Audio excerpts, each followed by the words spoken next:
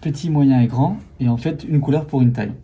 Et comme c'est du silicone, on a une accroche qui se fait selon la couleur qu'on a choisie. Donc là, si je prends même des couleurs différentes, hop, on va commencer avec l'éclairage. On a les pièces qui ne tombent pas. Donc l'accroche se fait entre le silicone et les planchettes en bois. Donc, même si je prends des couleurs vraiment différentes, donc là on a les trois, on crée une inclinaison. Ça tient, ouais. Et ça tient. Donc là, les enfants peuvent commencer à s'amuser justement à rééquilibrer pour faire des tours, pour repartir dans les autres sens, ou voilà. Et ainsi de suite. Hop. C'est ça qui permet aussi l'exploration, expérimenter, tester des choses.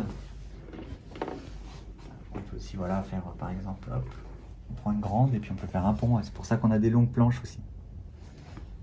Alors il y a aussi des proportions entre les pièces. On voit là, voilà justement celui-ci qui est droit parce que ça se rééquilibre aussi selon les tailles de cône. Donc à partir de ça, là, les enfants peuvent jouer d'une façon totalement libre, faire ce qu'ils veulent, imaginer un univers, ils peuvent combiner avec des petites voitures, ils peuvent combiner avec des figurines, ils font des parkings, des montagnes. Et finalement, il y a plein de possibilités. Ils passent du temps et en même temps, ils apprennent plein de choses. Enfin, la concentration, la dextérité, la logique des poids, des forces, comment je fais pour équilibrer, pourquoi ça tombe, pourquoi ça tient. Hop, c'est possible. Donc on est sur un bois qui est brut, c'est du hêtre, qui est non traité, non verni, qui est massif.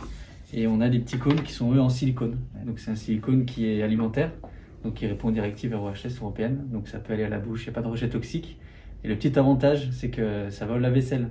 Ouais. Alors les planchettes un peu moins, mais plus le silicone qui lui va plus être à même. On sait que les enfants, c'est les petites pièces là qui vont faire tomber, moins les planchettes. Et puis surtout avec l'actualité finalement, c'est un plus de pouvoir les laver facilement. Oui. Alors nous, on le préconise à partir de 3 ans. Ouais. Mais finalement, c'est un jeu qui va s'adapter tout au long du développement de l'enfant.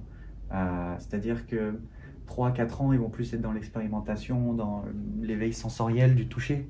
Donc le silicone, ça va être super pour toucher, peut-être juste empiler que ça tombe, se rendre compte du dur, du souple. Mais après, quand ils grandissent, ils vont plus être dans l'expérimentation, la logique, ils vont comprendre.